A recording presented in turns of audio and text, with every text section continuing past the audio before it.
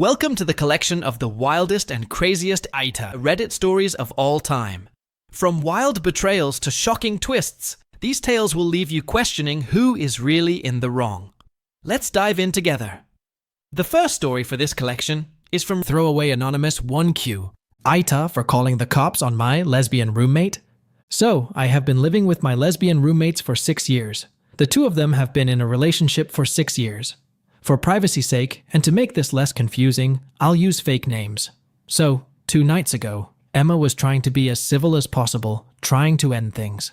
Mary had gotten pregnant behind Emma's back in June, at a time where we had all lost our jobs, by getting artificially inseminated by a former co-worker's sample, which Emma had told Mary time and again they weren't in the position for it. What's happening now is even harder on Emma. So after a night of trying to just say again and again to end things, after finding a bond with someone who makes Emma happy, at the end of the day, she was trying to avoid Mary and not respond.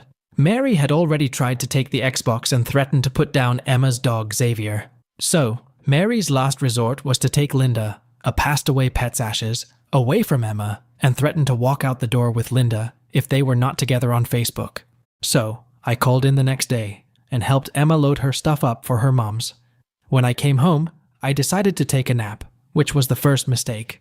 When Mary came home and realized she was not kidding, she grabbed my new kitchen knives and cut alongside her left forearm, pleading and texting Emma to come back. When I woke, I came downstairs and saw her weeping and bleeding, pleading to know where Emma was. I managed to get a knife away from her, but she went straight for another one, hitting me in the head and giving me my first ever concussion. I already have bad decision-making skills, and this did not help. I let her have the knife and went to the back porch to breathe. She came back to the porch and pleaded with me, no threats, to tell her where Emma went. I refused every step of the way, texting Emma while this was happening, who told me to call the cops. I managed to ask Mary to do something to break away and call the police. The police came shortly, and she managed to evade them by sitting atop the external garage for an hour or two. At this time, my other roommates, Gabe and Peter, came home and found her on top of the garage. Gabe came upstairs and told me she needed to breathe and calm down, so I gave her distance and space to breathe and cope. Gabe said Mary had bandages on her wounds, and I was fine giving her space to calm down. But then, Gabe came back and asked me to speak to Mary's mom. I called her, and she said to call the police again, as she was fading in and out of consciousness and speaking down on herself. I was already worried about her wounds. So, the police came again and took away my tense roommate. Hearing the fighting, I knew she would loathe me for calling. All this with her being 5 months pregnant. After the fact of all that, Emma told me that Mary was wondering where she was, on whether or not she was with someone else or her mom, which was her mom. Which now makes me think the situation could have been managed without the police carrying her away. There's more that came from this the following day, but this was a crazy enough situation, and I can't tell for the life of me if I chose right in such a high-pressure situation. But she is seething. She's been away for the weekend but comes back for her things tomorrow. She already stole some odds and ends on the way out, like my pot and pan set. I've never been in a situation like this in my life before. OP is not an AH for calling the police because she was in a stressful situation and Mary's behavior was self-destructive and threatening. In this situation, calling the police was the best option to ensure the safety of everyone involved. Blaming OP is wrong. Let's now jump on to the next story from xdarkhunt. AITA for breaking up with my girlfriend because she wanted an open relationship, knowing my position on it. I've 19M been with my girlfriend, 20F, for about 2 to 3 years now.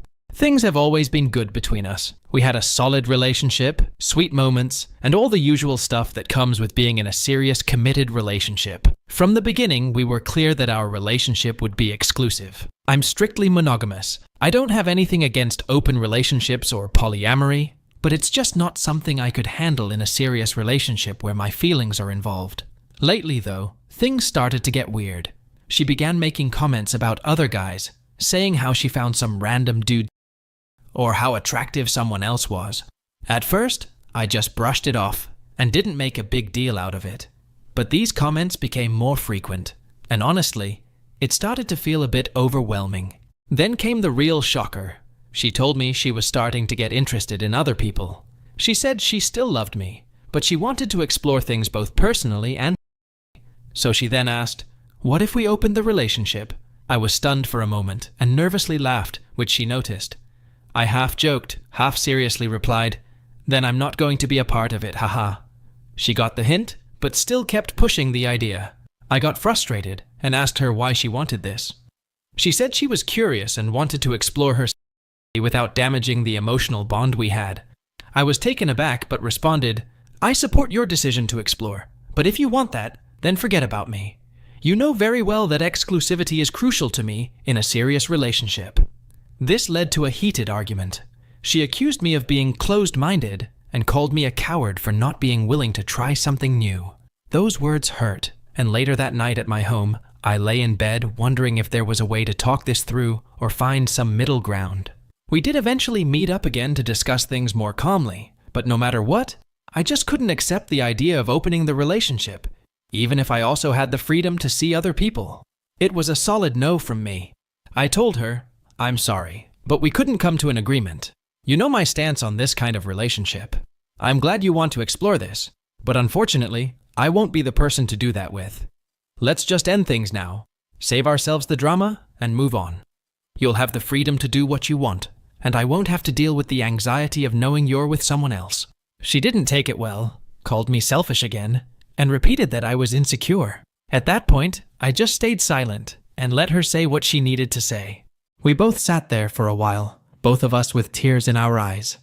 We eventually said our goodbyes. She still told me everything she previously thought about me, and after I got home, I saw that she had blocked me on everything.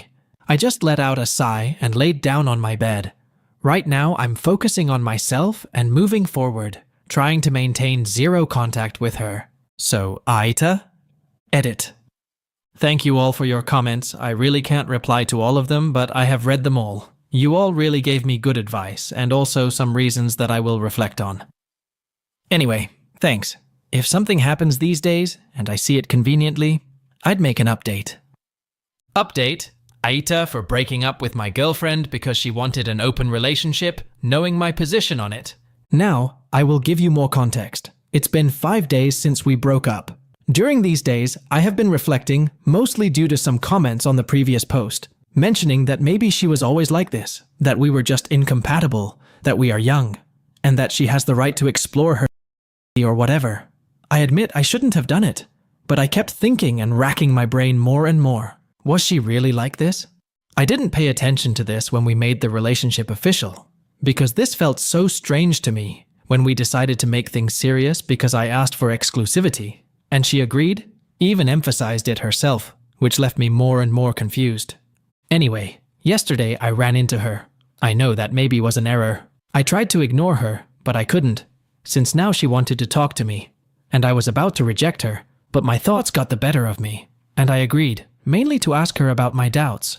We went to her house, and although she tried to be nice, I just asked her to get to the point. We sat down at the table and talked. She tried to ask me how I was doing, but I just dodged the question, and then I confronted her again, asking why she was now bringing up polyamory and all that, after so much time being with me, after even she agreed to exclusivity and emphasized it. When I said this, I raised my voice, basically shouting at her.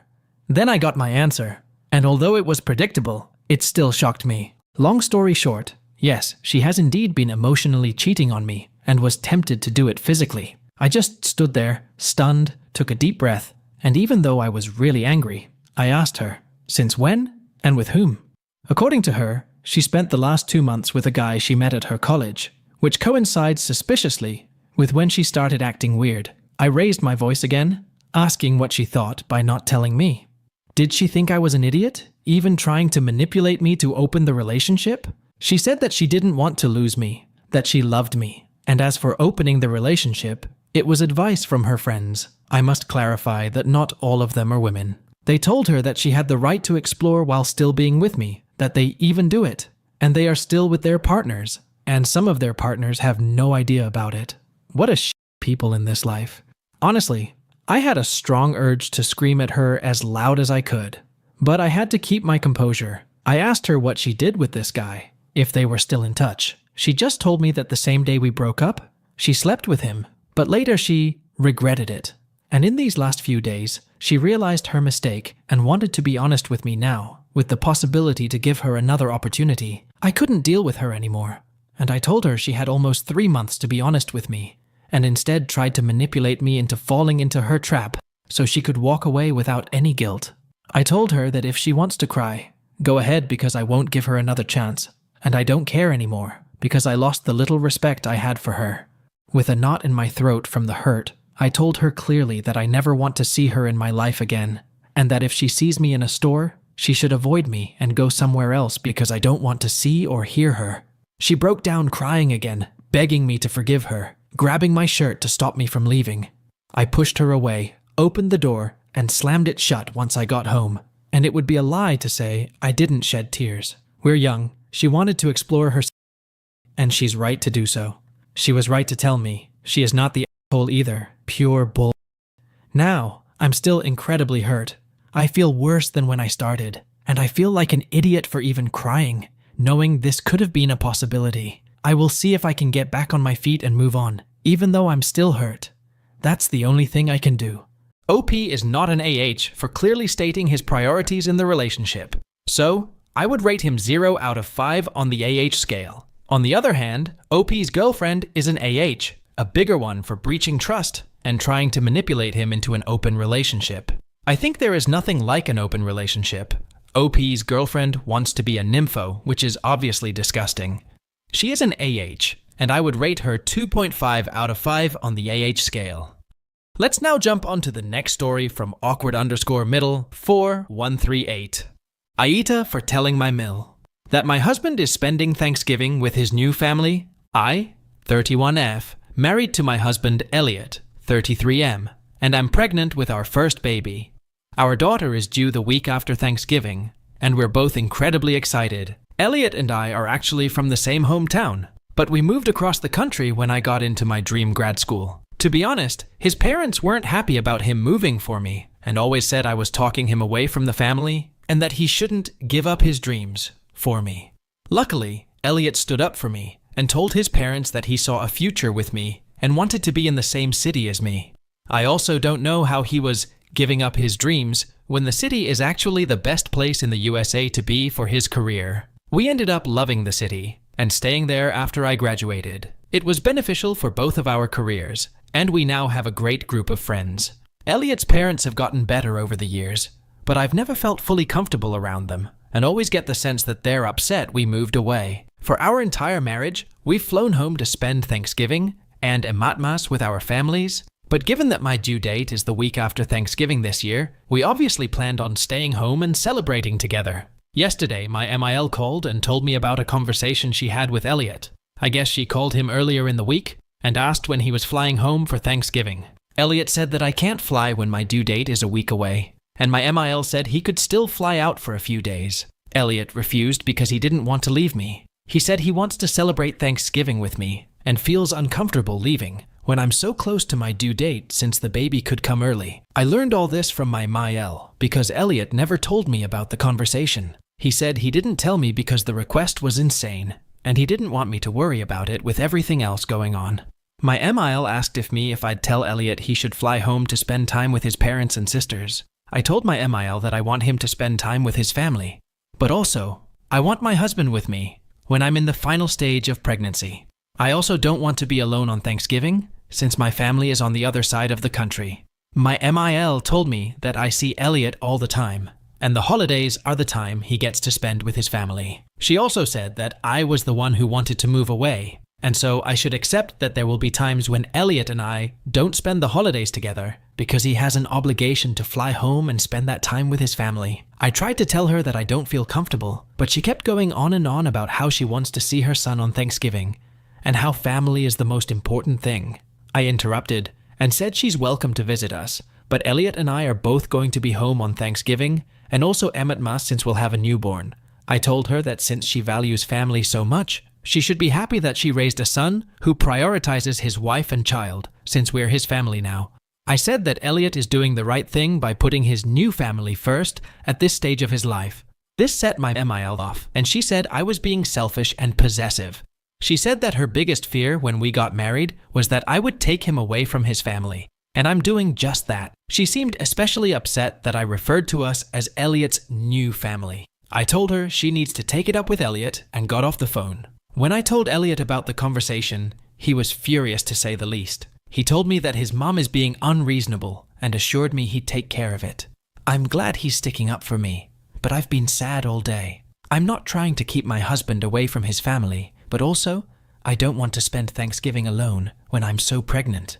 I also want him here, in case I go into labor early. I feel bad that they miss him and won't get to see him for the holidays this year, especially when I'm the reason we moved. With that being said, there's nothing stopping them from coming here. AITA? Also, the funniest thing is that my Mael came to the USA from England, and so I don't know why Thanksgiving is such a big deal to her LMAO.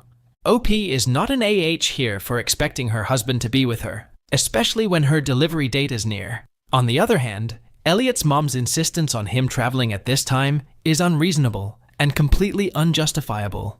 Her insistence seems to be the product of jealousy, because if she really wanted to be with her son on Thanksgiving, she should have traveled to OP's home. OP's mother-in-law is an AH, and I would rate her 2.5 out of 5 on the AH scale.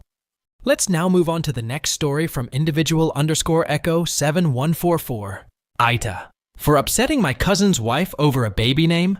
For some background info, I have a pretty large family, and we're spread out across neighboring states. We try to keep in contact with each other online, but the only time we really see each other is ematmas, when everybody flocks back to our home state. My cousin Joshua married Mia earlier this year, but not everybody was able to make it to the wedding because of how far it was. Because of the distance, most of the family had yet to meet Mia before this weekend. Another important factor is that my extended family tends to be religious, but my immediate family is not. Over the weekend, Joshua and Mia made their way back to our family's home state to have a baby shower for their first child.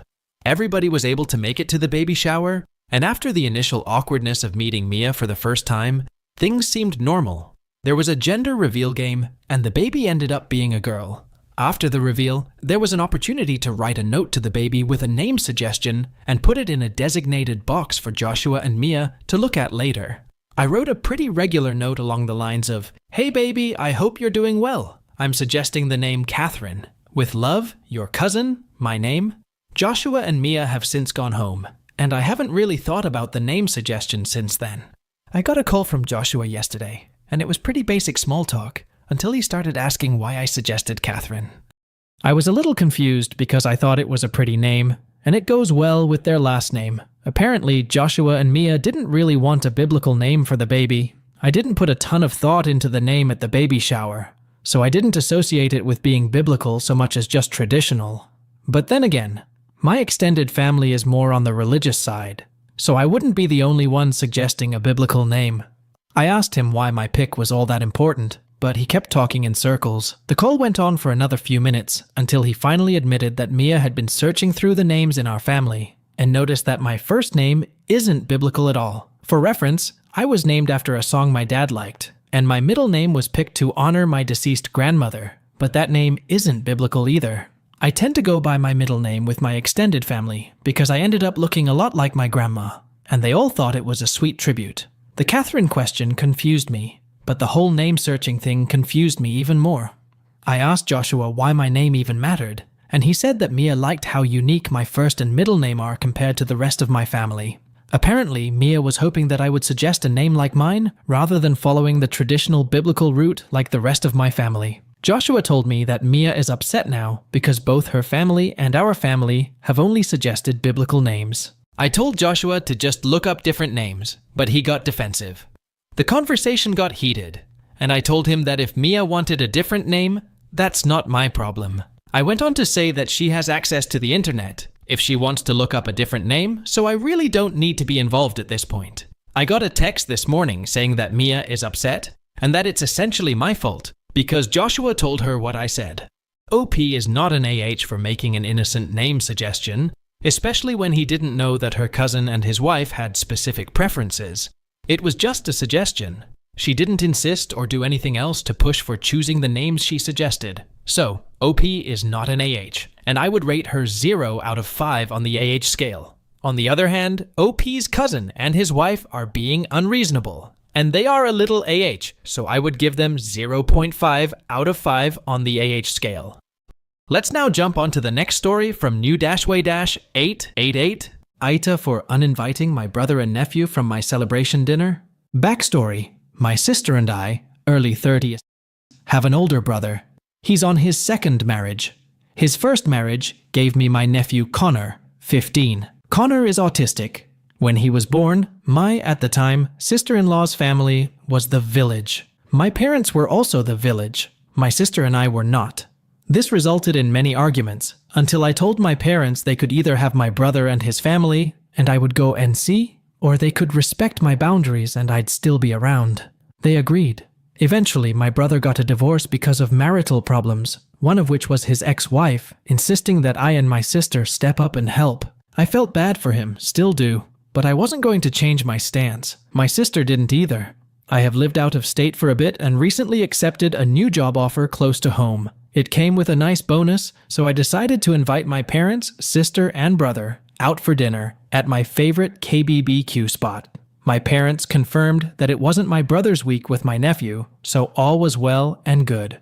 About a week before I got back home, my brother called and said his ex had something come up, and that he had Connor the upcoming week, and his current wife was going to be out of town with her sisters. I said no worries and asked if he wanted to call his regular babysitter for Connor, and I'd cover it for our dinner night. He said no, he wanted to bring Connor to the dinner and asked if we could change the venue, because Connor gets overstimulated. I said no. This was my dinner, I'm paying for it, and I'm going to my favorite place. He said, "You know, your nephew really can't handle a place like that." I said, "Yes, I know. That's why I'm offering to cover paying for a babysitter for that night." He argued that he'll just bring Connor with him. I said he's welcome to do that, but then I'm not going, so it'll just be him and our parents. He told me that was messed up, that if Connor gets overstimulated, he'll just take him and go outside until he calms down. I reminded him the last time we went to a KBBQ place, Connor had a meltdown and they had to leave. My parents always feel bad for Connor, so they'll usually leave and go to my brother's house to help. I said I didn't want that happening. I wanted to have a nice dinner without having to worry about that. He told me to go myself and hung up. We went to dinner. My sister, my parents and I. My brother did not show up. It was a nice dinner. My parents enjoyed it too, but they said they wished my brother had come. I agreed. They then said they wished my nephew had come too. I did not agree. I said it would have likely resulted in my brother leaving after maybe 30-40 minutes of being there, and they would have followed him too. They agreed, but said I should have let him come anyway and just deal with it. I said that sounds like a good reason for me not to do that, and we didn't talk much that night after that. AITA, edit. I've babysat Connor before. Even now I will watch him for a few hours if my brother has to do something. I don't watch him all day or overnight though. It's not his fault, and he is no way a bad kid. However, I had to set boundaries because my parents and brother, mostly his ex-wife, would take a mile if you gave them an inch. They wanted my sister and I to stay local after high school so we could help with babysitting, and I was not about to do that. I did see both of them before I left, since I wanted to, but I did not apologize for wanting to eat my favorite spot and have it done my way for just one night. Whenever he, my brother, wants to have to dinner, we basically go to the same local spot because it's quiet and doesn't upset my nephew, and it's his fixation when it comes to food. That's perfectly fine, and I go to those dinners, but for my dinner, I wanted it somewhere I enjoyed. Update. First, I wanted to thank everybody, positive for negative, for giving feedback. Whether it was good or bad, I did read every one of them, even the ones who called me an asshole. Totally valid. While I did see my brother and Connor before I left, it was more of just playing with Connor and making small talk with my brother. I decided today to call my brother to try and get more info and smooth things out. We talked for about 5 minutes before I broached the subject. I told him I was sorry if it felt like I was being unnecessarily mean or exclusionary to Connor, but that I felt I had a right to decide how to celebrate the way I wanted to. He said he was sorry that he snapped the way he did, and looking back, he realized Connor would have had an awful time, and it would have been a big waste of money for me. The place we went to was about $80 a person. $40 for Connor, whether he ate or not. He just really wanted him to be there too. I told him going forward, for things like my birthday, I would be more than happy to have lunch as a family with Connor at somewhere he likes, so he can have a good time. then go to dinner at somewhere I want to eat at, and I'd pay for a babysitter or his mom, my brother's ex, can watch him. He asked if Connor would be welcome at the dinner too, and I said, I don't think so, because I still plan to have KBBQ hot pot / sushi / fine dining, and Connor doesn't do well in those environments, lights / sounds / smells / atmosphere. Which is why I brought up having lunch the day of beforehand so we can all celebrate and it be okay for him. But I was still standing firm that for my birthday, or something like another promotion, I wanted to go somewhere that I enjoyed without having to worry. I brought up also that when he took us out to lunch, was once a month before I moved, he picked, or my parents picked, and they always catered to Connor. I had no problems with that and attended almost all of them. This time, I wanted something for myself. He wasn't over the moon about it, but said it sounded good and thinks Connor would enjoy it too. He also looked into getting him sunglasses, as one of you suggested, for bright, overly stimulating environments. He then had a question for me, which I knew was going to be asked at some point. Now that I'm closer to home, he asked if I was going to be more involved as an uncle. I said yes, but not in the way he probably wants. I said I'd be more than happy to go over to his house and hang out with him, his wife and Connor, and bring food he likes, as well as babysitting him once or twice a month, so he and his wife could go see a movie or have dinner together. But I wasn't going to be an on-call babysitter like my parents are. Several times, he's dropped Connor off at their house for a weekend, with little notice, because he and his wife wanted to go on a spontaneous vacation. I told him that was not going to happen with me, especially since I'm in the process of adopting a cat, and he and Connor are allergic. I wasn't allowed to have a cat while I lived in my parents' house, which was fine because it's their house, and it wasn't fair to my brother and Connor who were over super often. So him getting dropped at my new place was out of the question.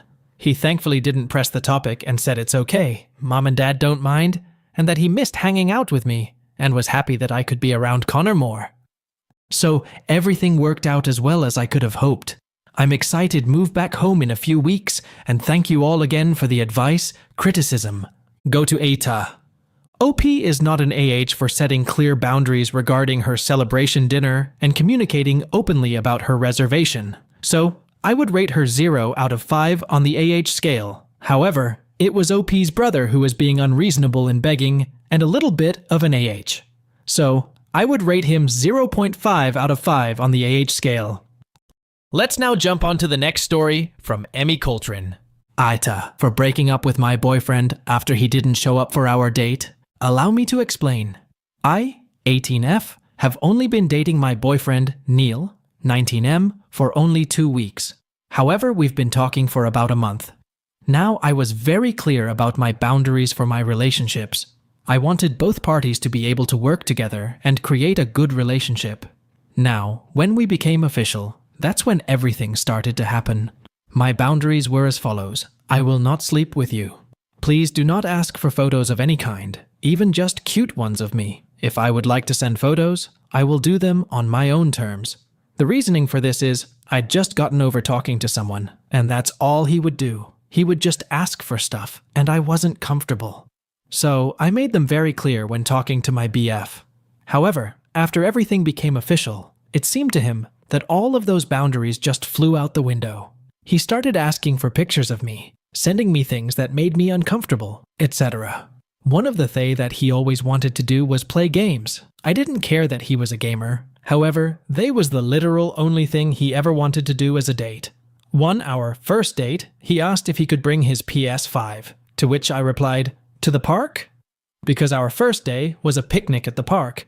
Every date from then on, there had to be something about the PS5. Our second date at his house, he wanted to play games.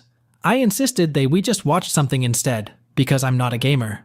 However, on the third date, we were watching a show, and then he wanted to play games again. We played Minecraft for a bit, and then he went and played COD, and I was sitting on his couch looking at my phone. Once his mom came home, we played Minecraft again, which I still had no interest in. He was even being inappropriate in the game, so much as to outline a dildo in the trees. I was starting to lose interest at that point. Now, today. Last night I was talking to him, and I asked if we were doing anything today, because he doesn't work today. He replied with, IDK. And then went back to talking about video games. We usually hang out on Mondays and Thursdays. so it's routine for us at this point. But it seems he has no interest other than for me to be his gaming buddy. So, I said he should come over around 3, and we could watch something. He proceeded to ask if he could bring his PS5. I mentioned before how I had no TV in my dorm room, and that I only had a laptop to watch things on. So I reminded him of that, and his response was, "But we can't play games on it though." Well, fast forward to today, 10 minutes to 3. I was getting ready, and by that I mean cleaning up so he could come over. 3 had hit, and he wasn't there. I didn't worry, or mind. I'd been late a couple times before, so it was no biggie. But after 15 minutes, and he still wasn't there, I wondered. So I texted him. Another 15 minutes, and I texted him again. By that point, he was 30 minutes late. I called my brother to see if maybe they were playing games together, but my brother was at work. I eventually got to thinking about what kind of boyfriend he was. So I know that he was only late to one date, but everything that he has ever done was for him, and never me.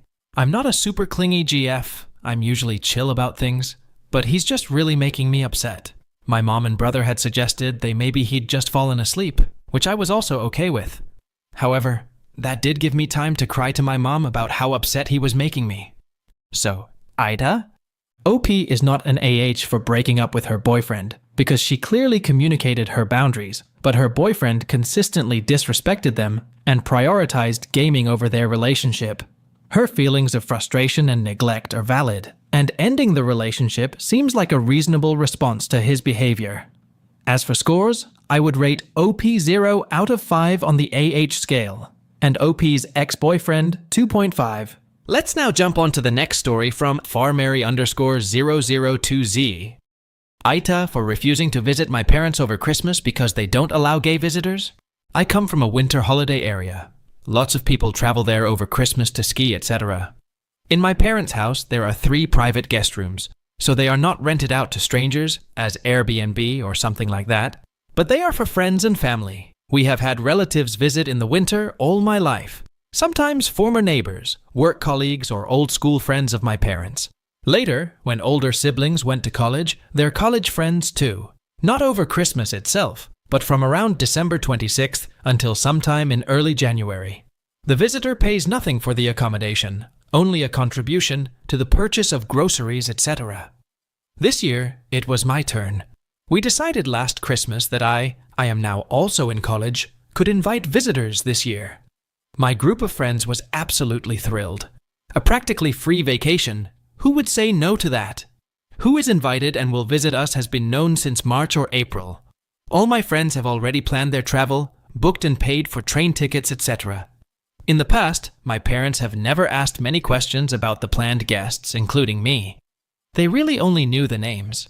It was more by chance that my father found out in a conversation that a friend of mine who was planned as a guest was gay. I never consciously hid it. But seriously, we live in 2024. It's not such a big deal that it's the first such important piece of information I tell about someone. That's why I hadn't mentioned it clearly until now. When my father found out, he freaked out. He told me clearly that he wouldn't receive a gay guest. Apparently, he was worried about my younger brother's safety. He demanded that I cancel on this friend of mine, and even considered not allowing any more college friends and spontaneously inviting relatives. I tried to change his mind, told him that my friend is absolutely decent and certainly not dangerous just because he likes men.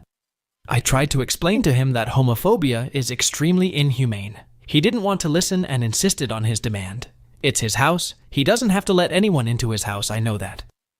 So, I decided to cancel on all my friends. I don't want to exclude anyone from our group just because my father is homophobic. My friends understood me completely and didn't want to go to the house of someone who is homophobic. I felt the same way. I absolutely don't want to go home right now. After this incident, I certainly don't want to see this man, who is tragically my father, again for some time. Then I and the college friend in question came up with the idea that I could spend Christmas with his family. His family was totally fine with it. For me, it's a done deal. Now my father is furious with me.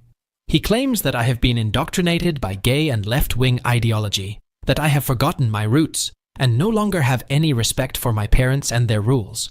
He is not homophobic, just a concerned father, as he emphasizes. Christmas is a family celebration. The family comes first. For me, however, the question is, do I want a father, a family that acts in such a discriminatory way? So, AITA? OP is not an AH for standing up to his homophobic and racist family, who do not allow OP's gay friends at home. Refusing to spend Christmas with such a homophobic family is a good reaction. As for scores, I would rate OP 0 out of 5 on the AH scale, and OP's father 0.5 out of 5 on the AH scale. Let's now move on to the next story from Secretary Sophia. AITA for asking my sister to cancel her plans to watch her own daughter after I agreed to babysit this Sunday. I, 30F, have been supporting my younger sister, Kathy, 23F, both financially and emotionally ever since she got pregnant at 20. The baby's father left because he wasn't ready for the responsibility, and since then, I've stepped in to help with everything: her college tuition, rent, and pretty much all expenses related to her 3-year-old daughter. Kathy is in university now, and doing well academically, but she parties a lot on weekends, trying to live the life she missed out on. Last week, Kathy asked me to babysit her daughter this coming Sunday, because a classmate is throwing a house party. I agreed since I didn't have any plans, and I know how much she values the little time she gets to go out and relax. I've always tried to be understanding, given how much she's sacrificed being a young mom. But yesterday, my boss emailed me, saying there's going to be a team dinner this Sunday with upper management, and it sounds like it might be a promotion celebration for me. I've worked really hard for this, and the opportunity to connect with the higher-ups could be huge for my career. I told Kathy about the change in my plans and asked if she could stay home with her daughter instead, explaining how important this dinner is for my future. Kathy completely flipped. She told me I was being unfair because I had already agreed to babysit, and she was really looking forward to going out. She said she rarely gets a break and deserves to have fun, just like everyone else.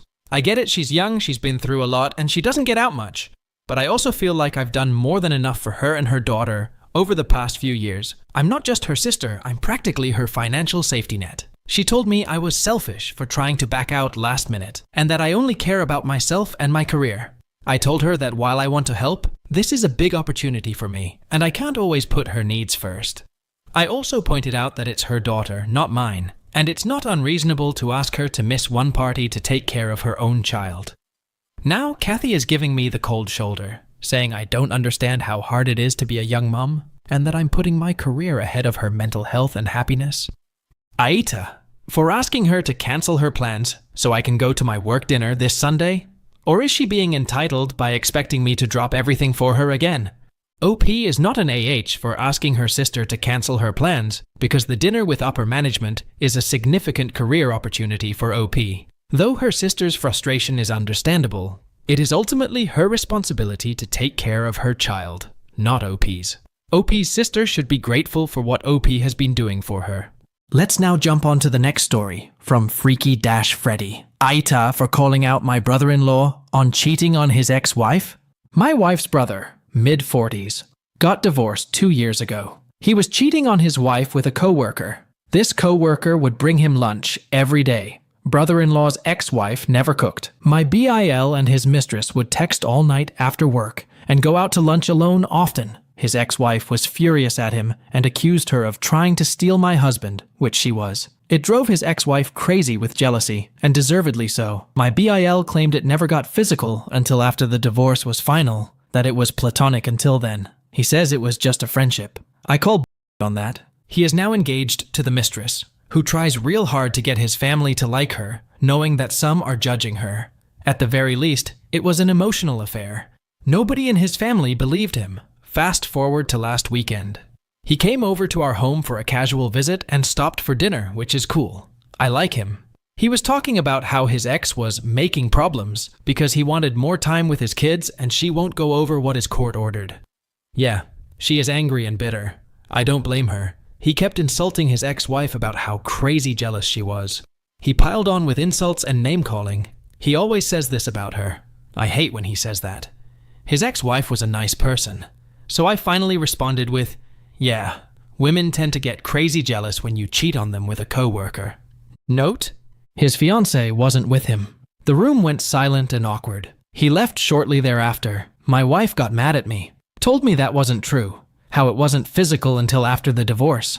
My response was, I call they were most likely physical, and at minimum, it was an emotional affair. Then my wife said, "Well, you didn't have to say anything. I liked his ex-wife. She was part of our family for a very long time. I am greatly annoyed by how he constantly insults her. She was a good person who got betrayed. His family plays along with the crazy ex-wife narrative, and it's just not true. She isn't crazy. She was cheated on and has every right to be angry at him for a very long time. He's upset because the divorce was ugly. She went full force with the lawyer, maximizing child support and alimony. He whines about how much he's paying her. Now I have to go to their wedding. I have zero respect for either of them in regards to their relationship. I don't respect him for cheating. I don't respect her for going after a married man. AITA? Edit. Several people are commenting about how my wife has no morals and stuff like that. My wife hates what he did. She was close to the ex-wife. They became best friends. My wife just doesn't want to start arguments with her brother. She told him how wrong he was when it happened a few years ago, and left it at that. My mother-in-law, who usually annoys me, in particular was furious at her son, and she let him know it many times. She has since stopped. She's old and tired, in her 70s. My MIL is cold and distant to the mistress. Good. She really loved her former daughter-in-law. The ex-wife was a very nice person. The ex-wife can't even talk to her ex-husband's family anymore because she said, "It's too painful." OP is not an AH for standing up against his brother-in-law who cheated on his wife and then insulted her ex-wife, calling her crazy. OP's argument that it is reasonable to be upset when you cheat on someone is valid. Other family members are being unreasonable by enabling and normalizing OP's brother-in-law's behavior. Cheating, whether physical or emotional, is not justifiable. Therefore, OP's brother-in-law is an AH, and I would rate him 2.5 out of 5 on the AH scale, while OP is not at fault. Let's now move on to the next story from Business-Chemist 3476. AITA for humiliating my father's mistress? Hey, this a throwaway account since I don't want any trouble. My father, 67M, basically cheated on my mom, 61F, with a girl, 24F. Ever since the whole affair, I have hated my father with a passion since he hurt my mom and disrespected her by proxy. He disrespected me. So I basically went no contact with him. Ever since then, he has been bombarding me with calls and texts telling me to meet him and his wife. Yeah, he married the bitch. Basically telling me your stepmom want to meet you. So to stop this annoying mess, I agreed to come and meet them in the park. My intention was to tell them I don't want a relationship with them, and it's over. I came to meet them on Thursday, and he said why didn't contact him, and that it hurt him, and I said since he cheated, he hurt my mum and disrespected her, so I have no intention on talking to him ever again. We argued about this a while until the mistress stood up and said that I have no right to disrespect my father like this, and she is his wife and my mom. So I said back that she must be joking. How the hell would you parent 21-year-old when you are 24 years old, Miss Little Home Wecker? So why don't be a good little bitch and stay at home like a trophy wife? And she cried, and F comforted her and said some words to me and left. He then sent texts on why I am so mean to her. And I said the same things, I don't respect her, and I honestly couldn't give a you two, and then said, never speak to me ever again, and then I blocked. I should have blocked him a long time ago, but I was just sad, and I didn't know what he was gonna do. So I just wanted to know if I gotten way too far with how I talked to her. So AITA? Edit. I feel like I should add more details here since I made this a bit too vague. So my father is businessman with a very wealthy family. My mom and my dad didn't have the best relationship for most of my life, like I said to a commenter. They were more begrudging roommates. Then an actual married couple and dealing with the stress of their fights gave me gout due to my coping mechanism of eating a lot and drinking soda.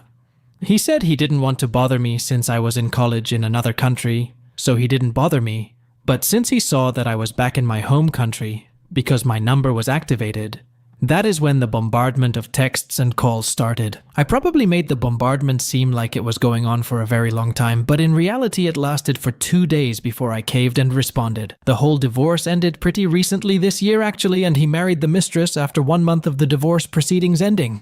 That day in the park we were arguing not in a loud voice and we were decently away from people. Until I yelled at the mistress loudly. She was crying and Dad was going to comfort her. Said some words and everyone were staring awkwardly at us. And they left and I just ran away to my car. It was so uncomfortable. Before she stood and said that to me, I was infuriated at here. because whenever my dad mentioned my mom being bad as a wife and as a mother, she would giggle. So yeah, that was infuriating. Edit to a mini update. Some people in the comments were that I wanted my parents to stay in their toxic relationship, which is false. I actually wanted them to have a divorce. The problem was how they got it because of his cheating. And IMO, if a person cheats them, probably never respected their partner, the commitment, and the children that were born out of that relationship. So onto the mini update, I guess. So the mistress got my phone number. I didn't have her phone number. Guess dad just gave it to her and messaged me some insane shit disciplining me through text on how I shouldn't disrespect her and my dad, and I should know my place, and some disrespect towards my mom being a bad wife and mom. I blocked her immediately after I found her messages on my phone. But now I know that they met when she was 19 on a coffee shop when she was a barista. She tried to tell it like an epic love story, but personally I just think this weird as So, yeah, that's it.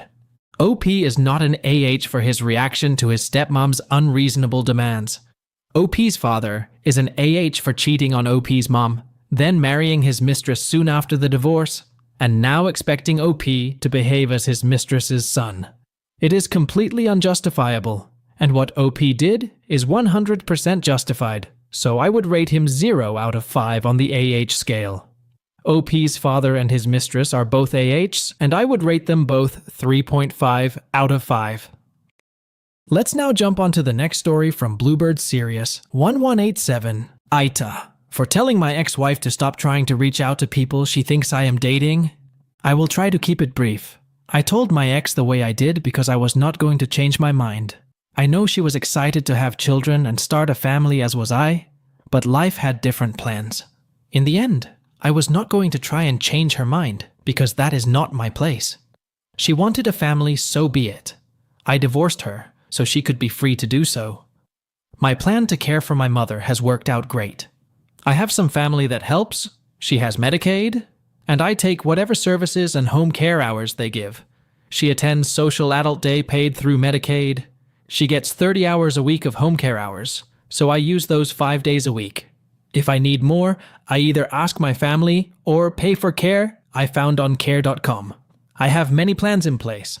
My mother is doing well. It has been a great honor to be in a position where I can care for my mother. Can I afford to go on expensive vacations like in the past multiple times a year? Not really, but that is fine because I get to spend time with my mother, close friends, and family on a daily basis. The reason I got upset was because she reached out to people via LinkedIn. I probably would have just laughed it off if it was just Facebook, but trying to reach out to contacts on LinkedIn is weird. I have blocked her and I do hope that solves this. I divorced her so she could be free. She did not sign up to be a caregiver, and I respected that. I was 100% okay with being a caregiver, and I am glad I did so. My time with my mom will be limited, but I'm glad I have this time to be an active part of her long goodbye instead of a passive one. I get many people have their reasons for placement, and I am not here to argue the pros and cons. Everyone does what is right for them. For me, placement was not an option in our family. We help one another. Had this been her parents, I would have suggested the something. My belief of marriage is when you are married, you combine both families across the board. Their problems become our problems and vice versa. The post was about her actions, not our divorce or my plan of care for my mother. I have her medical team if I require input on that subject. Thanks. Around 5 years ago, my wife and I divorced because I made the commitment to care for my mother, who had dementia, and she progressed and refused to place her. I told my ex my plan. She disagreed, asked me to choose between her or my mother. I served her papers a week later. If it matters, my plan was to put our family plans on hold. She goes back to work, and I will use my income after expenses and time to cover her care. Yes, she was going to move in with us, but I did make it clear she would not be responsible for her care. We split everything 50/50, expect the house, because that was mine before marriage. She got a year's worth of spousal support because at the time she was not working, because at that time we planned to start a family, but my mom got worse. She was capable of working, and because we had no kids, she was awarded limited support. So it appears she has reached out to people she thinks I am dating via social media. A friend of mine who she reached out told me about it, so I reached out to my ex and told her off. She acts like it is her duty to warn people that I am a mama's boy. AITA? In hindsight, I felt maybe I should have just ignored it. I agree I could have handled my mother's situations better, but our family has always cared for our elders in the home with family support. I did not ask or expect her to get physically involved.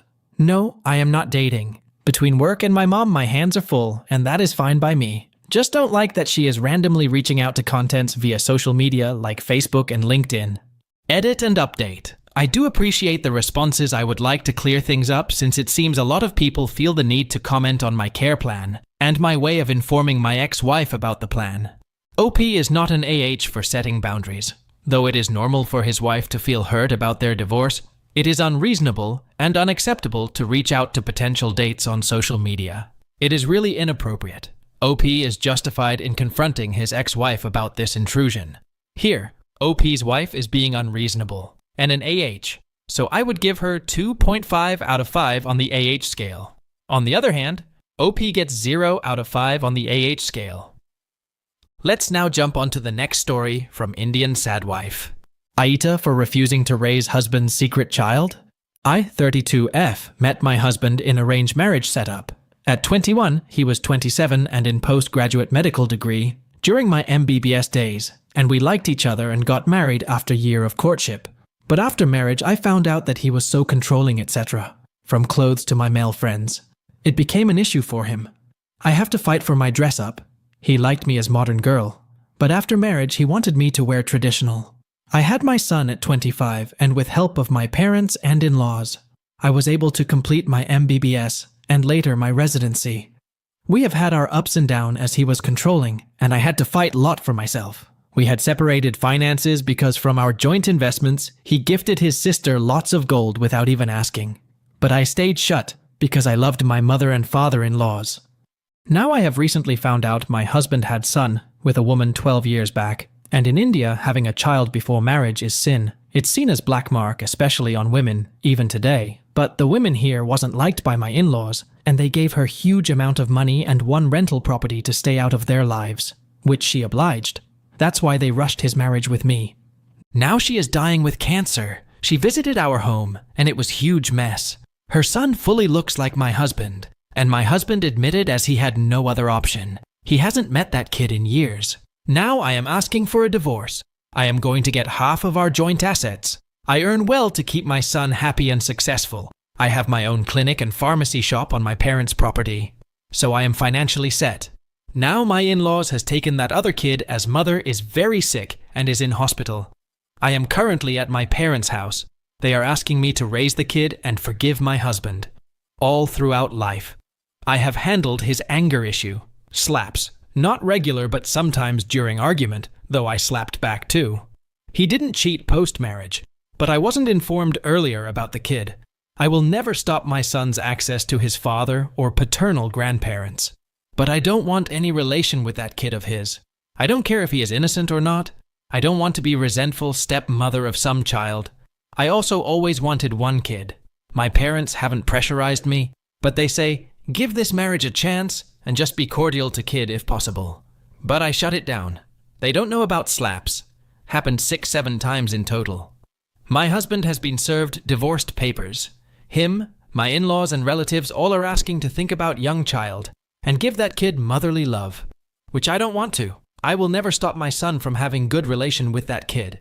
But he won't be welcome in my home, my life. I have been called witch, etc. for not forgiving my husband and not thinking about the child. My only concern is my son, and I want him to grow happy, etc. I have also decided not to go for dating or other match for next 3-4 years, so I can give my child proper care. AITA? For refusing to raise husband's secret child. OP is not an AH for refusing to raise her husband's secret child. She has valid reasons, including her husband's controlling behavior, past abuse, and the lack of transparency about the child's existence. Her primary concern is her own son's well-being, and it's reasonable for her to set boundaries regarding her relationship with her husband's child. So, OP is not an AH, and I would rate her 0 out of 5 on the AH scale, and OP's husband 2.5. Let's now move on to the next story from Minimum-Ring 5452. AITA for not letting my dying mother see my daughter? I know the title sounds bad, but just hear me out. First, I really do need some advice. I, 23 female, gave birth to my daughter end of July. I had to give birth with only my mother-in-law and sister-in-law because my husband was deployed. My mother, 66 female, came 4 days after I gave birth, and it wasn't really a good trip. It ended up with my mother, and I having a screaming argument. She disrespected my family, and I her leaving 5 days early, me going to the hospital to get my stitches redone, and over $1,500 down the drain out of my own pocket. Ever since she left, we have not spoken, and my mother hasn't even tried to apologize. Instead, she tried to act as if nothing has happened. Well, I had recently gotten a message from my brother saying that our mother is now getting really sick and is wanting to spend some days with her granddaughter, and I should bring her to my mother's house. I and my family live in San Diego, California, and she lives in Houston, Texas. I explained to him that I had taken the disrespect and verbal abuse all my life when I was under her roof and financially dependent on my parents, but I have been financially free of them for 5 years and married for 2. She disrespected my family and I in our own home and thought that was okay. I now have a daughter, and I don't want her to believe that's what love is. I don't want her thinking just because someone says they love you that they can treat you however they want. Anyone can say they love you, but they need to treat you with love to know it's real. Until she is able to speak to me with respect, she will never see my daughter again. Yes, I am a new mother, but I am a mother, and it's my job to try to protect my child from everything that's harmful, even if that means I can't let my own mother see my daughter. So am I the asshole for not letting my dying mother see my daughter again? For clarification. My mother has always had issues of high cholesterol and blood pressure. She's a diabetic and has fluid buildup in her knees that she constantly needs drained. So when my brother said she's getting really sick, I'm pretty sure he just implied everything is catching up to her. Over $1,500 down the drain was not on stitches, it was $350 extra for running the AC while leaving all the windows open so she could still feel the summer warmth, $500 on new groceries because she threw away almost everything, even though I had gone shopping right before I gave birth, $300 for breaking my cabinet, and that's what my complex charged me. She was cleaning the cabinet and was staring to lose her balance and ripped the door off. $200 on Grubhub using my credit card without my knowledge, because she was on vacation and didn't want to cook and didn't want to eat what I made. $300 because when she was changing her flight to leave earlier, she upgraded her seat to first class on my credit card. My stitches ripped because when my mother threw out all my groceries and she wouldn't let me order it online, said I had to go in person. Since she's older, I had to do it all by myself while baby wearing. So carrying cases of drinks and groceries from the parking lot to my apartment on the 3rd floor, with no elevator, and putting all the food away by myself, I overexerted my body, and I ended up ripping through all my stitches. One of our arguments, I was told that since my husband is military, this is just the start of my horrible future, that he will end up cheating and leave me with a baby that I have ability to take care of. I and my husband are both military, and I do have faith in him. He loves this family that we created. My mother had no right to disrespect him like that, when he has given no reason for her to say that. My mother had also made the comment that it's absolutely horrible that my daughter looks like her father, and that she will probably get bullied when it comes time to put her in school. My daughter was barely a week old and she making horrible comments. I love my husband and how he looks, and I see it as a win if she looks like him. But just hearing her say that about my family that I created it hurt. It still hurts because my husband and my daughter have my entire heart. After everything that had happened, I actually didn't kick her out. She walked out on me. She said that she hated who I had become and she doesn't feel welcome here, so will be leaving. The day that she said that she left, she went and got a hotel for the night and booked a new flight. I was relieved that she decided to leave because I don't think I would have had the strength to kick her out. But after a few hours after she left, and I went to the emergency room because I was bleeding way too much, that how I found out I ripped my stitches, and while I was laying there, I had made the decision that I'm done with her. So now when she texts me like nothing has happened, I don't even answer her. I'm not going to start an argument, I'm not going to entertain her, I'm just keeping my mental peace and not answering her. OP is not an AH for her refusal to let her mom see her daughter because her mom disrespected her, caused her financial strain, and made hurtful comments about her family. Prioritizing OP's child's well-being and teaching her about healthy relationships is a reasonable approach, and OP is 100% justified in setting boundaries with her mom. So, she is not an AH, and I would rate her 0 out of 5 on the AH scale. Let's now jump on to the next and last story for this video from Throw RA, My Sister Sucks. AITA for blowing up at my sister because her husband's behavior is not my fault? I, 26F, live in a small town with a lot of family. Aunts, uncles, cousins, grandparents, basically everyone related to me lives here. My sister, Lilia, 28F, married her husband, Sean, 31M, last year. I don't know him very well, but I don't have a problem with him either. Every other weekend, my mom will host a party-type thing for the whole family. There's food, decorations, music, etc. Everyone has a blast. A few months ago, my sister started acting kind of strange at these parties. Her husband isn't a very social person from what I can tell. He usually stands off to the side, sometimes without food. Lilia started making comments, usually to our immediate family, but sometimes to anyone who'll listen, about how Sean thinks the decorations look tacky, or Sean thinks the music is too loud.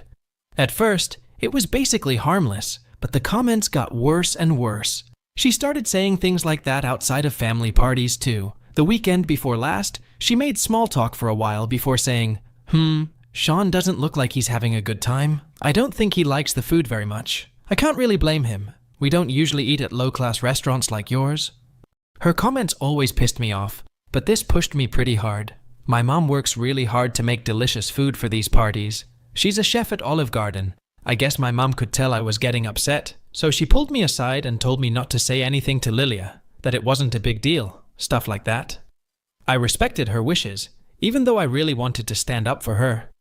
Last week, Lilia called and said Sean's best friend is getting married. I'm a wedding planner, and she wants me to plan the wedding. I said sure. This weekend, Sean's best friend and his fiancée had a joint bachelor and bachelorette party. Lilia is a bridesmaid. She invited me to come along so I could meet the bride and groom, and probably officially become their wedding planner. When I arrived at the club, Lilia immediately grabbed my wrist and pulled me to the bathroom. She said, Sean isn't happy. No one will take you seriously as a wedding planner if you dress like a slut.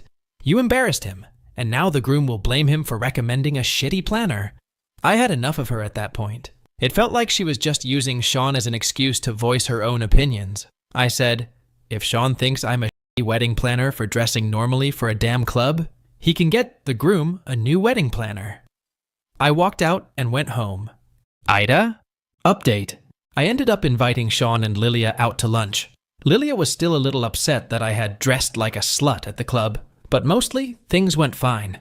Before we left, I asked Sean if he thought my outfit at the club was inappropriate. He said no. I asked if he thought my mother's cooking was bad. He said no again. This time he looked more confused.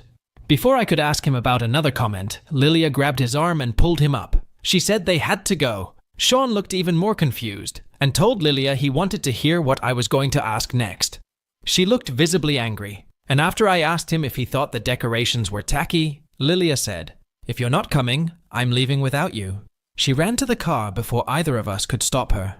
Sean was really confused now and asked why I thought he didn't like the food, etc. I told him the whole story of how Lilia was telling me and my immediate family he was saying rude things. He looked completely shocked now. He said he never said any of those things and that he thinks the parties are wonderful. He explained he's just a little antisocial and gets nervous around people he doesn't know well, which I totally get. He apologized if anything he did was offensive, but I said there was no need for an apology. I gave him a ride home. Lilia took off with their car. When we got there, my sister's car wasn't in the driveway. I went to my mom's house next to drop off some stuff I had for her in the car. When I got there, Lilia's car was parked outside. She was sitting at the dining table crying, and my mom was doing her best to comfort her. When my sister saw me, she started crying even harder. I sat down and waited until she could calm down. When she finally did, I gently asked why she was saying all those things. Lilia said, I don't know. To make you hate him, I guess. My mom asked why she wanted us to hate him. She kept replying to our questions with, I don't know, before admitting the truth. She said she'd been feeling jealous since our brother Eric got married. She felt like he was getting all the attention, especially when his wife announced her pregnancy. She also said Eric was always the golden child growing up, and she wanted people to notice her just this once. I never thought he was the golden child. In fact, Lilia seemed to be favored over him, but maybe I was too wrapped up in my own stuff to notice. My sister decided to stir up some drama to get the attention back on her. She used Sean because no one in the family knew him very well, and it was easy because he doesn't interact with a lot of people. She claims she wanted the attention so badly, even if it was negative. She wanted to see how far we'd let her go before one of us snapped. After a long talk, she promised never to do anything like this again, and admitted she mostly did all this out of resentment toward Eric for always stealing the spotlight. My mom promised to pay more attention to her, and she apologized if she ever made Lilia feel like Eric was better than her. We all hugged it out. Earlier tonight, Lilia called me and said she and Sean were going to try couples therapy, and she was going to get individual therapy for herself. I said I was happy for her, and she can come to me if she ever needs anything. I guess that's it. OP is not an AH for blowing up at her sister, who is jealous of her and has been making negative comments about her, which were hurtful and disrespectful. OP has every right to defend herself and her family's efforts. As for scores, I would rate OP 0 and OP's sister 1.5 out of 5 on the AH scale. Let's now jump on to the next story from Lazarus Throwaway. I came back from the dead and nuked ex-fiance's life insurance money plans. Throwaway for obvious reasons. So I will start this story by saying that I don't think I am a good person, and a story with some collateral damage. But this is a story about one bad person getting revenge on another bad person. Backstory. I, 34M now, was raised by a single mom because dad passed away when I was younger, but I had many male role models in older brothers, and he left behind a generous life insurance policy, so I largely had a good upbringing. However, I was not ever very social, and from my early teens, I spent a lot of time in front of my computer. This habit got worse as I went to college, and it resulted in me spending 80% of my time gaming, working, reading, or whatever on a screen.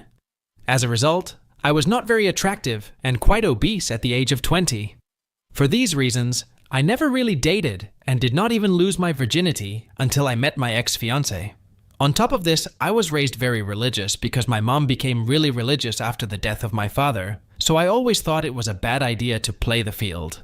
The only thing I had going for me was that I had become somewhat proficient in several coding languages and expanded on these in college.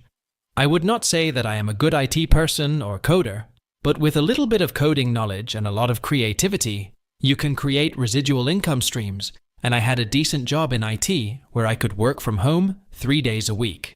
At the age of 24, I was still overweight and a social reject. But through my mom, I met a woman from her Bible study that would eventually become ex-fiancé, 36F now. We hit off and started dating. She had a 2-year-old son at the time, and they became the only thing in my world that I cared about. It did not take me long to get physical, LOL. All those years of pretending I was saving myself went out the window when I finally had the chance to lose it. To be honest, she really broke me out of the shell I had become more sociable within a couple months of meeting her. I even took on a fatherly role for her son, and within 6 months of dating, she got pregnant. Being the religious person I was, I immediately proposed and wanted to marry before the birth of the baby. Then she dropped a bombshell on me. She was still legally married to a guy in prison. This did not bother me too much as she had always talked about her troubled past, and I thought I would be the one to save her from it anyways, so I just took this as it came with the territory. She began the divorce proceedings shortly, and we planned to get married as soon as those were finished. I was riding high after the baby was born, and I thought I had really carved a place for myself in the world. I even started losing weight and spent less time online than ever. She was always kind to me, and I thought we let each other know everything we were thinking. Boy, was I wrong. There were a few red flags that I was too love-struck to see. 1. She told me early on that the only reason she got involved with my church was that she was on probation and had pending court cases and thought it would help her case. 2. Despite me earning a comfortable 6-figure income with side projects and my main IT job, she insisted that she keep her part-time job, and my mom had to help me take care of the kids to deal with it. 3.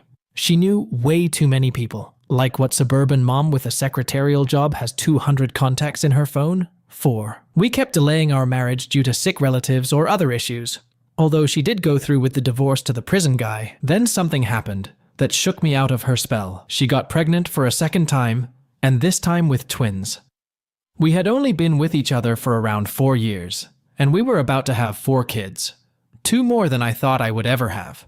She claimed she was on birth control at the time, so we were not using condoms. Anyways, after the twins were born, I started seeing my doctor about a vasectomy, and my ex-fiancé encouraged it. I wanted to get some swimmers frozen before the operation, because we could completely change our minds in 5 years. So I go in for the visit, and the doctor comes out to tell me that my sperm count was low, and they were mostly immobile, but this problem might be temporary, and I should try to eat a healthier diet and stuff for a few weeks and come back. When I came to the second appointment and the same problem arose, the doc started doing some investigating, but you know where this is going. So, the doctor says that it's likely that I am infertile. This turned out to not be completely true, as I now have a child that I know is biologically mine, but it still propelled the following events. I mentioned that I had 3 biological children, and the doctor looked anxious and started talking, but I was in shell shock and did not really know what he was saying. I think I left the doctor's office before they were even done with me. I did not even get in my car. I just walked until it started to get dark and eventually called an Uber to get home. My fiancé was worried and already asleep inside, and I just lied to her and told her my car broke down, phone died, and I was at the mechanic late and forgot to let her know. I fell asleep and woke up the next day and immediately got on the computer to research similar stories and started to give myself false hope. The first post I read was about how fertility assessments are not true, and I should 100% get a test. I thought for sure this would show the doctor was wrong. But I got the test back, and within a week, I knew the kids were not mine. The first person I told was my mom. I went to her house and cried for the first time in my adult life. She consoled me and then told me a story that I was never meant to hear. Essentially, I am the product of an affair myself, and that dad actually died from an overdose on pain meds after he found out. Well, I don't know why my mom thought this would comfort me, but in reality, it just gave me an unhealthy view of women for a while. After the story and calming down, she insisted that I man up and honor my commitment to these kids because I am the only father those kids had ever known. Up to this point, I had always been a pushover, and I really considered her words to me for about 24 hours before I completely snapped. I called my fiancée and told her I had to stay the night at my mom's house because of a family issue, and she offered to make us dinner, which I declined. At this point, the twins are about 6 months, the boys are 2.5 years, and approximately 5 years old. I won't lie and say that I felt nothing for these kids, but it was hard to look them in the face, and I knew I was done being their father. I knew this would tear them up and damage them, but I couldn't stand to hear them say "dada" to me, because every time it was like a knife in my heart. I kept my cool and did not expose anything, and my mom did not say anything, I assume, because she thought I was manning up. I spoke to an attorney, because I wanted to get myself off the birth certificates of these children, and I thought I could seamlessly slip out of this situation because we were not married.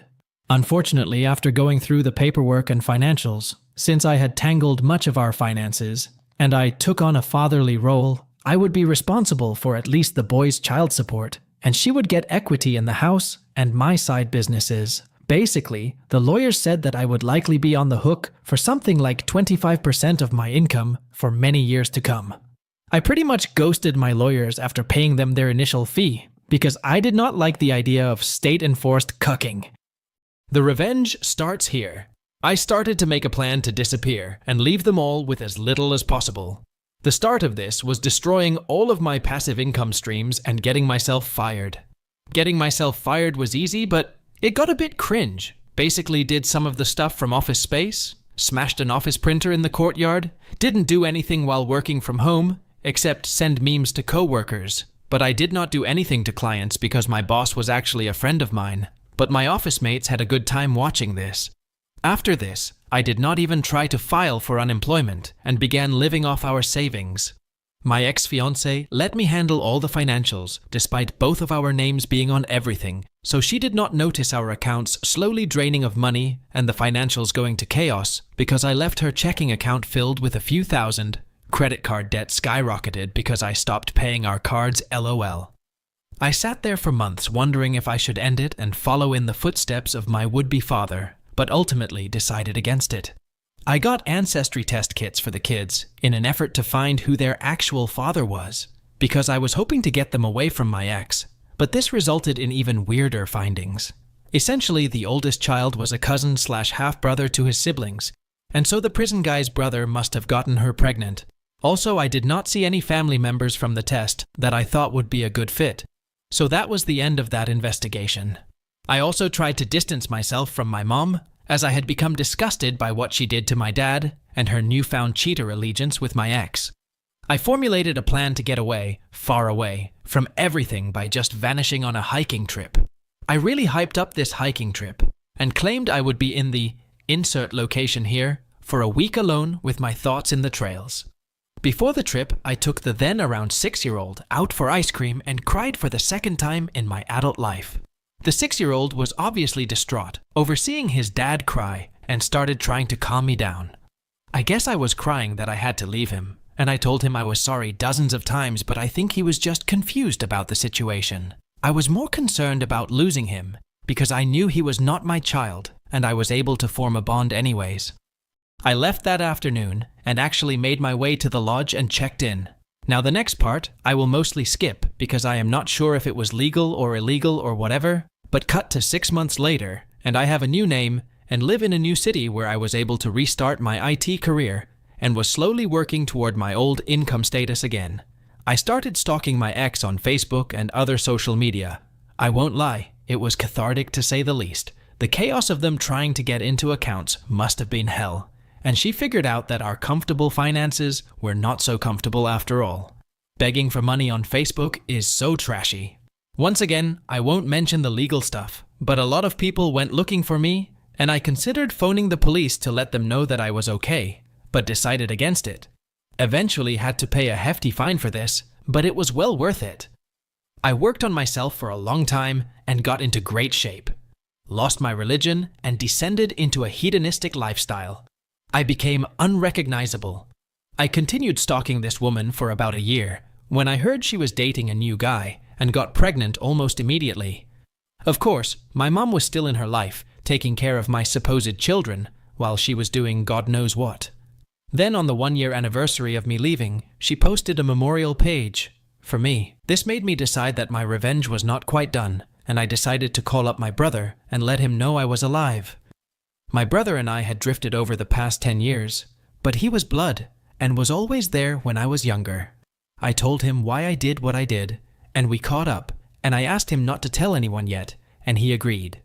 But then he told me about my mom and my ex-fiancé suing my insurance company to honor my life insurance. Somehow, she had managed to keep up this policy going despite its hefty cost. The payout would be substantial, 7 figures, and she would be awarded the premiums that she had paid since my alleged death if she won. Well, I am not the kind of uncivilized person that would defraud an insurance company, so I started my plans. I drove the 1,000-mile journey to my old city when I heard she had an upcoming hearing, and listened to Highway to Hell half the way down. I went to the court early and sat down. Now at this time I had grown a beard, lost 60 pounds, and generally looked good. I looked so different that my fiancé and mother passed right by me in the court without giving me a second look. I thought they would be meeting in a big courtroom, and I was already planning to barge in and yell something about objecting and being a cringe lord like usual. But they ended up going to a small room with some lawyers from the insurance company. I decided frick it and knocked on the door several times until they opened it. They were all confused to see this scraggly dressed man with a beard, and I simply said, "I believe you are trying to settle the issue of whether I am dead." My ex-fiancé realized it was me almost immediately and let out a gasp or something, but the lawyers were just confused. Everyone ended up stepping outside the room, and a whirlwind erupted, and the bailiffs were called over. My ex screamed and slapped me, and they had to actually put handcuffs on her. This was a big deal for the insurance company, I guess, and the lawyer's boss, client, actually showed up and asked for statements and everything. Even a detective showed up, and I started to regret coming, but I gave my statement and did not really lie about anything, but I was vague about where I was currently living. I ended up staying in town for almost a month, and it was a crazy month in a cheap motel.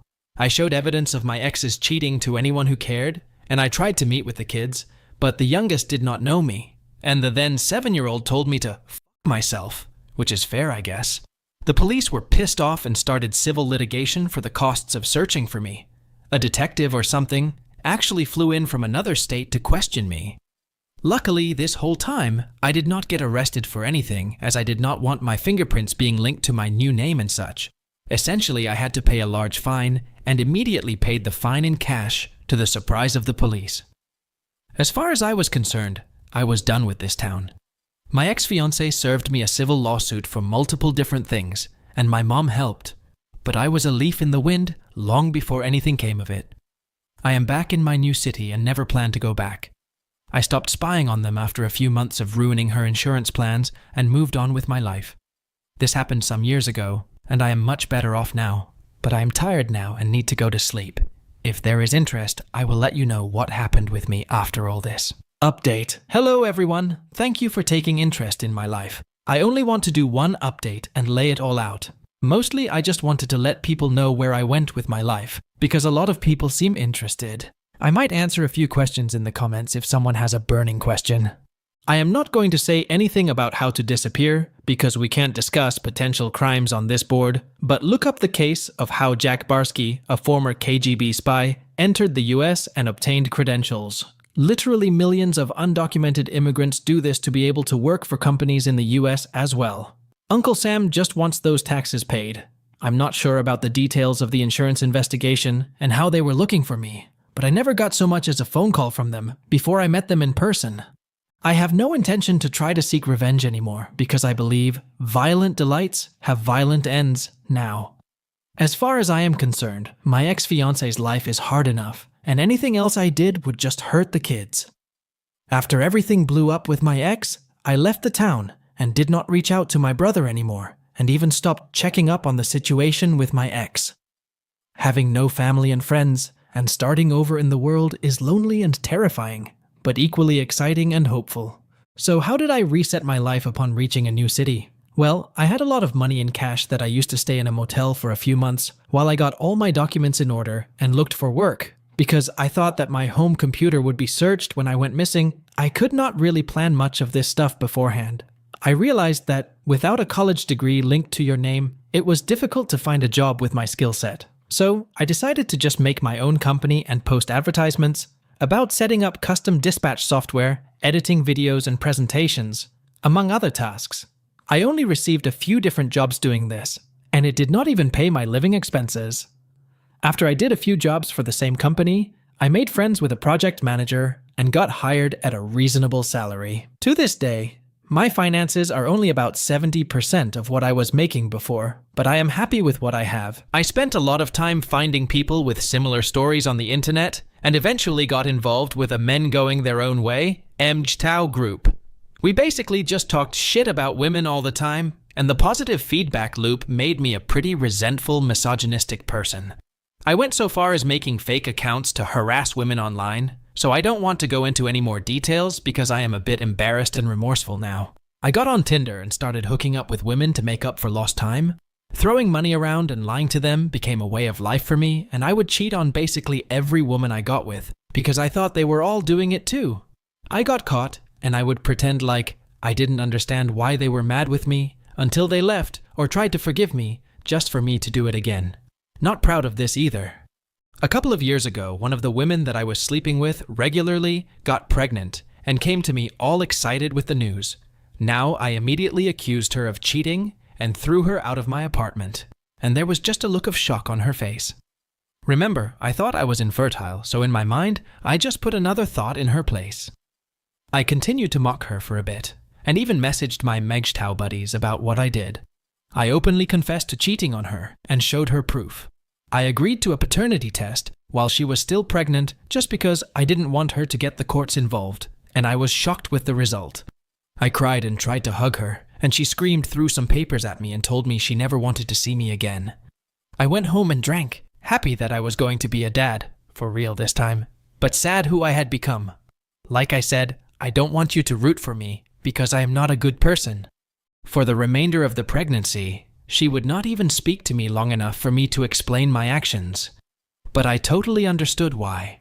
When the baby was born, a girl, I showed up to the hospital to sign the birth certificate and at the same time met with her lawyer, which turned out to be her sister, to go over child support stuff that we had already spoke about. I went for a Hail Mary and offered to sign any paper they wanted if she would just have coffee with me for 30 minutes to explain things. She wanted full custody and generous payments. I never got a lawyer because I just wanted to make amends, and I thought a lawyer would throw up obstacles to try to protect me or my finances. I met with her for coffee, and to my surprise, she let me speak uninterrupted for almost 20 minutes. I did not completely tell her the truth about my past, but she understood why I wanted a paternity test, but did not excuse my behavior in mocking her, throwing her out, and cheating. I signed the papers, but begged her to let me see my daughter and be part of her life. She said that I was unstable, and that I needed intensive therapy before that would ever happen. Of course I obliged to the therapy. I learned a lot in therapy and did a lot of research about the fallout of cheating and whatnot. Turns out there are a lot of women who had been hurt by cheaters and homewreckers too, and that my view of women was toxic to say the least. I cut it off with my MGTOW buddies, because I thought that atmosphere would be a detriment to my progress. I don't want to attack that group, because I think there are some good people in that group that are just broken and looking for answers. I think having a baby girl was a real punch in the gut to stop treating women so poorly. I was finally able to see my daughter when she was 7 months old, and began supervised visits every other weekend. I had dutifully paid the child support and made every attempt to talk to her mother and try to make amends.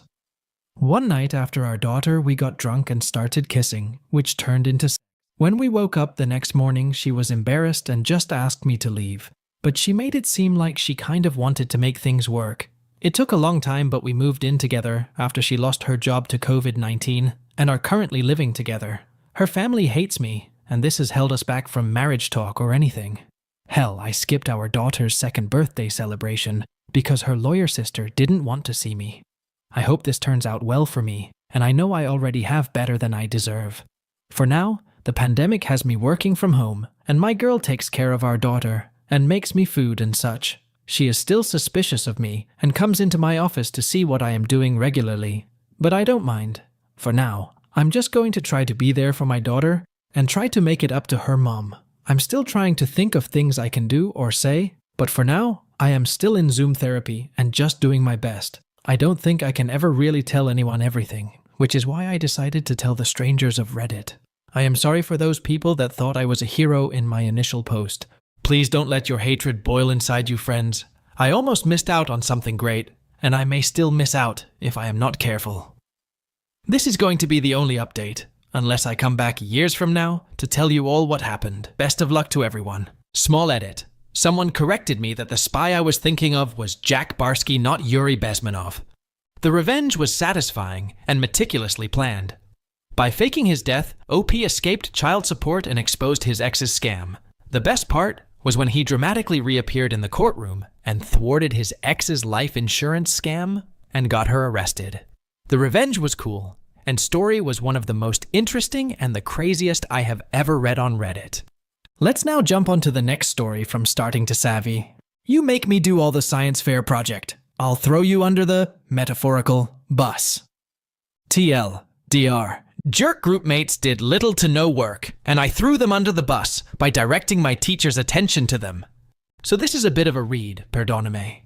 Also, I tried posting this on Petty Revenge, but it didn't work, so please tell me if what I did was petty or pro-revenge here. Cast. Pathological liar. Sheep boy. Amazing teacher. Me as starting to save. So this story happened when I was in 7th grade. During that time, the school district had all students participate in a mandatory annual science fair, from elementary school up to the end of middle school. The idea was to get students interested in STEM, science, technology, engineering, and math, fields, and occupations. After participating in science fairs for 6 years, I was used to the usual rigmarole that a science fair project entailed. I come up with some, hopefully unique, project ideas, most likely the very original electricity from a potato project. I make a hypothesis, collect data, pay the school or Home Depot $10, $20 for a science fair board, tape up charts and diagrams to the board the night before presenting, and then rinse and repeat for the next year. However, this year my class was doing things a little differently. My class had the honor of being the first to be selected to participate in a virtual science fair. So basically we were voluntold. No one in our section of the district at that time did a virtual science fair before, so we were signed up as guinea pigs to test it out. If that wasn't good enough, my class also had to promote healthy collaboration amongst students, so we were assigned to do projects in a group. Now, I hate group work. I always got the short end of the stick in a group. Either my group gets stuck with someone that skimps out on work and the other group members, and I have to cover their portion, or everyone in the group except me avoids work like the plague, and no matter how much I urge them to participate, I eventually have to do all the work myself to maintain my precious grades. I was a straight A student at the time, so any group work assigned to me was a threat to my grade and my sanity. If I ever got less than an A on any assignment, my mother would ask me, "Why didn't you get an A? Sonny boy, do you need help at school?" It drove me insane since I wasn't failing. Anyways, the online science fair was pretty simple. As a group, we were assigned access to a group science fair board that we could fill out with our results, figures, hypothesis, etc. We were to have certain parts of the project, like the discussion done by particular dates, to get points towards our grade. The overall project was due in 2 months, and then we were to give a presentation. Amazing teacher was brilliant. She wanted us to record our project progress in a composition book in tandem with the online portion, which she would review during our presentation in 2 months. I believe this was to help us keep track of notes, in case we forgot to log them into the computer later. But it was used by me as a tool in my revenge. I was paired with Pathological Liar and Sheepboy, who I was kind of friends with. We brainstormed and settled on testing the performance of an individual in exercise before and after they drink an energy drink. This was in part influenced by Monster Energy Drink just becoming popular and Sheepboy parents getting a new home gym. I thought it was great since I was playing football at the time and wanted to work out more. Also, Pathological Liar, Sheepboy, and I literally shared every class together and lived within a mile of each other, so it would be super easy to communicate. However, Sheepboy and Pathological Liar never seemed to want to talk about the project. After 2 weeks of radio silence from Pathological Liar and Sheepboy, I finally corralled them in one place and suggested we meet up at Sheepboy's house that weekend to start the project. On the day of the meetup, Sheepboy's mom had to go grocery shopping or something, so Sheepboy was out. Undaunted, I told Pathological Liar it'd be fine if we work at my house and researched other studies on it to get the ball rolling. But Pathological Liar never showed up that day. So I decided to confront him on our walk home from school the next day. Oh my god, if you heard what came out of this boy's mouth as an excuse. While we were literally within spitting distance of my house, Pathological Liar said he couldn't come over yesterday or today because his grandparents had gotten into a plane crash. I was flabbergasted and exclaimed, "What? Really? But I didn't see anything on the news about a plane crash." Pathological Liar responded indignantly, "Plane crashes happen all the time, starting to say they're not all going to get reported on. Their plane struck another plane on the tarmac and then rolled over and snapped off both wings." Me, insert, surprised Pikachu face. OMG, I'm so sorry. Did they die? PL. What? No, why would they die, idiot?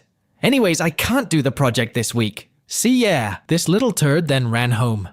After I got home and deduced that he just fed me a sack of crap, I just said whatever and filed out the preliminary sections of the project and wrote notes in the composition book to at least ensure we had something to turn in next week. I was willing to give the group a second chance, because maybe their busy middle school lives were swamped.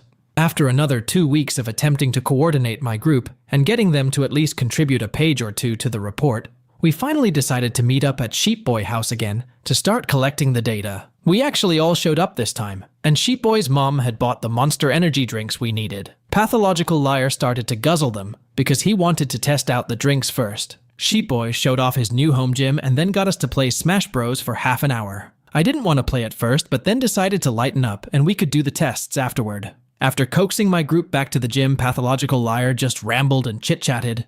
Me, trying to be pragmatic, said, "Hey guys, why don't we start our exercise now and record some data? And then afterward I can school you all in Smash Bros?" Sheepboy looked willing until Pathological Liar sighed out, "Oh my god, starting to say, we didn't invite you out to do this stupid project, we invited you to hang out." Sheepboy's attitude did a complete 180, chiming in, "Yeah, we don't want to do the stupid project now." I was seething. Pathological Liar spouted a load of bull. This wasn't even his house. I was the one who organized this get-together to collect freaking science fair data. I was the one herding these sheeple around. OMG. The second chance I gave them was taken, and then stomped all over the ground, and they weren't getting a third one. I relented and said, "Okay then, let's just hang out then." When I got home that night, I was angry, and I used that anger to fuel my revenge.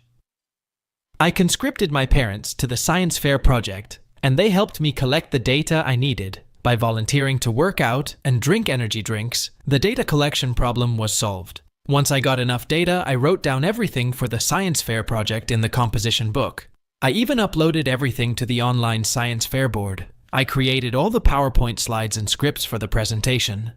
Over the next few weeks leading up to the presentation, Sheepboy and Pathological Liar didn't even ask about the science fair project. They had no intention of doing any of the work. Although my anger fueled me to get the project done, I wasn't finished. I did the pettiest thing I could think of, and signed a corner of the composition book with starting to say did all the work. I knew that Amazing Teacher would be checking our composition books while we were presenting the project, and I couldn't wait to see how Pathological Liar would try to weasel out of this one. On the day of the presentation, Pathological Liar and Sheepboy were nervously fidgeting at their desks because they didn't have anything prepared. I strolled in and told them to relax since I made a PowerPoint. They relaxed, not knowing how stupid they were going to look while presenting. Oh, how dumb they looked when we started presenting to the whole class. I had already memorized the slides and my script, and was effortlessly strolling around the room, making eye contact, and delivering a killer speech on the science fair project. Pathological Liar and Sheepboy just read off the slides with deadpan expressions with their hands in their pants, not moving an inch. I was relishing this, all the while gleefully peeking to the back of the classroom, where Amazing Teacher was reading through our composition book. Amazing Teacher would stop our presentation ever once in a while to ask questions and compare with what was written down in the book. But once the bomb dropped, my blood ran cool with maniacal glee. I saw AT stop and read a corner of the book. She then read it out loud, starting to say did all the work. I felt Pathological Liar and Sheepboy grow cold next to me.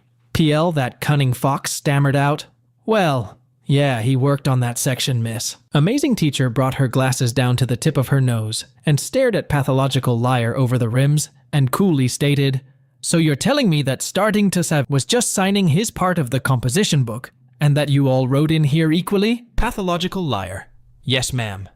Me shrugs. At this point I wavered. I didn't want to feel the social wrath from them or their friends for stepping out and challenging Pathological Liar's lie, so I stayed silent. At least I embarrassed them for a moment.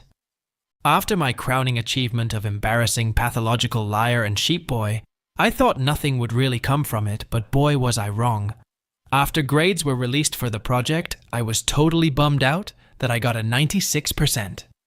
It wasn't the perfect A that I was hoping for, and knew my mother would be asking me, "Why didn't you get an A+? Why didn't you get a 100%? But then Sheepboy and Pathological Liar ran up to me with their eyes wide with terror asking, "What did you get for your grade?" Me? I got a grade. Why? This is how my snarky butt avoided answering questions on my grade. Pathological Liar: "Sheepboy got a 66% and I got a 48%. I was shocked to hear that, and then I figured out that Amazing Teacher must have interrogated my group mates on the project separately and awarded them the grades they deserved. OMG, my petty revenge tanked their grades. The science fair project was alone 25% of our total grades that year. I was so grateful that Amazing Teacher saw my frustration and punished them. Edit. Wow, this post blew up something fierce. Thank you all for reading a story of mine. I especially thank everyone for the constructive feedback on my story writing, as well as underlining the finer aspects of revenge. I will use them in the next posts I put up here. The revenge was perfect and deeply satisfying. On one hand, OP avoided direct confrontation with his classmates. On the other hand, he conveyed to his teacher that he was the one who had done all the work, which resulted in OP's classmates losing their grades and jeopardizing their overall grades. The revenge was cool and satisfying.